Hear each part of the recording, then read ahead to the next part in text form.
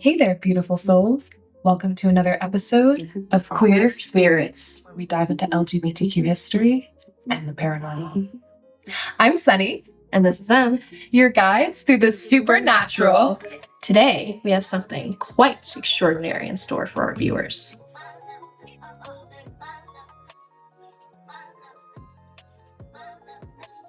In a Lesbian Ghost Stories 8 TAE, the opening scene introduces us to Ellie Tay and Fiona Frost as Serena and Lila, two women caught between the physical and the spiritual, the living and the lingering traces of love that never fully left this world. From the first moment, the setup feels different, less about fear and more about presence, about the unseen emotions that move between women when they are vulnerable enough to be still together. Framed through a mockumentary lens by hosts Sunny and Em, this opening sets the tone for the entire anthology. It's not just an investigation into the supernatural, but a reclamation of queer energy, of the love stories that history has silenced. When Sunny says this place is filled with love, longing, and echoes from the past, that line does more than set the mood. It defines the essence of what queer haunting really means. Ghosts in this universe are not threats. They are reminders of love denied expression, the lingering warmth of affection forced underground. When Serena and Lila describe lying together and feeling whispers around them, it's not just a haunted moment. It's the embodiment of what it means to feel connection without permission, to experience intimacy in a world that still tells women their love must be hidden. The paranormal energy here doesn't represent something monstrous, but emotional truth made tangible, the way memories cling to spaces the same way longing clings to the heart. The scene is filmed in dim light, but it's emotionally luminous. The coldness they feel isn't the chill of fear, it's the temperature drop that happens when grief enters the room. They are not just encountering spirits, but encountering the weight of stories untold, love unspoken, and emotions repressed. When Lila admits she feels like she can't move, the line hits with quiet precision. Paralysis becomes a metaphor for the queer experience itself. The moment of emotional stasis that happens when love meets fear. That inability to move, that trembling stillness, mirrors what many queer women have felt when first confronting their feelings in an unwelcoming world. Fiona Frost's calm yet tender reaction grounds the moment. When her character reassures Serena that she's just scared, the fear isn't of ghosts. It's of discovery, of the vulnerability that comes with being truly seen. The haunting, in truth, is not about the supernatural but about internal reckoning. Two women realizing that what terrifies them most might not be what's outside but what's stirring within. The whispered word kiss that drifts through the air functions like an echo of suppressed desire through time.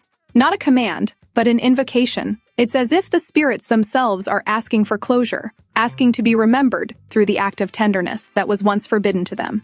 When Serena and Lila respond to that whisper, it's not about physicality, it's about recognition of their own right to feel, to express, to exist fully in the moment. That hesitation, that trembling fear before contact, becomes a visual poem about the history of queer repression.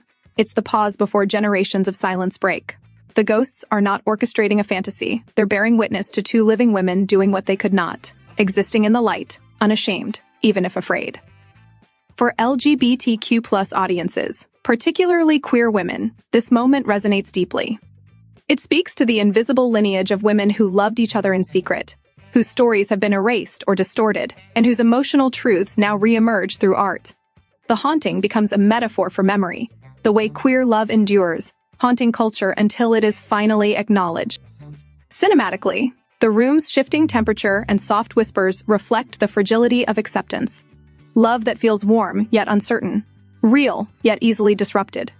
The fact that the women are lying together before the haunting begins matters. They begin this scene already in trust, already open, which allows the supernatural energy to symbolize a kind of queer communion, the past literally touching the present. When they say it feels like their first kiss, that moment transcends romance. It becomes a rebirth. Fear and comfort exist simultaneously, reflecting the emotional complexity of queer intimacy. The vulnerability, the exhilaration, and the quiet grief of realizing how long it took to feel safe. The trembling, the chill, the heightened sensitivity. These are the physical expressions of emotional truth, captured without voyeurism. They're not objects of desire, they're subjects of experience. The scene trusts the audience to feel rather than watch. And in doing so, it becomes something intimate, human, and deeply resonant. Thematically, this first story challenges the long-standing discomfort society holds toward women's love. Even now, portrayals of intimacy between women are often filtered through a lens of novelty or taboo. But a Lesbian Ghost Stories 8E refuses that framing. It presents queer connection not as spectacle, but as spirituality. The haunting becomes a reclamation of sacredness, a way of saying that love between women has always belonged to something larger than shame or fear. The ghosts here are protectors of that sacredness, not violators of it.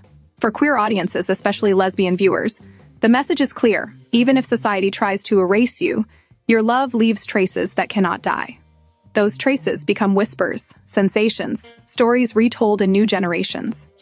The discomfort some viewers might feel watching this scene, that sense of unease when two women share genuine tenderness, mirrors the social haunting that queer people live with daily. It's the residual energy of centuries of repression, still echoing in how audiences react.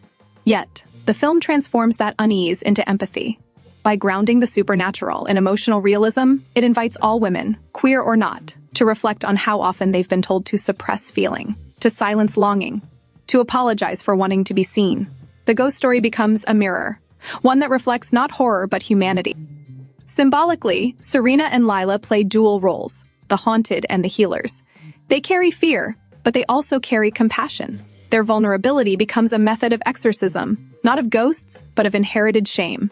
The moment they lean toward each other, trembling yet unresisting, they exorcise not the spirits in the house, but the cultural ghosts that have long haunted queer love itself.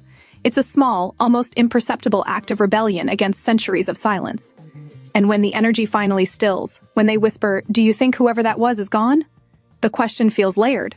Are the ghosts gone, or have they finally been seen enough to rest?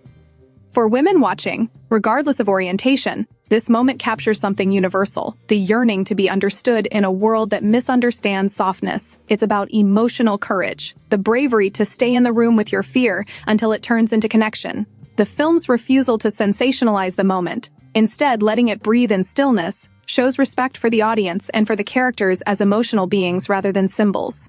It's that honesty that makes the scene linger long after it ends. Ultimately, Scene 1 of A Lesbian Ghost Stories ADW isn't about horror at all. It's about inheritance.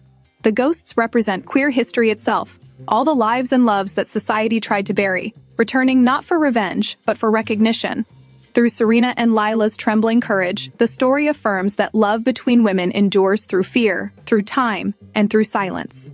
It cannot be banished. It can only be remembered, and that remembrance becomes liberation. The haunting, then, is not a curse. It's a blessing. It's proof that queer love, once whispered in the dark, will always find its way back into the light.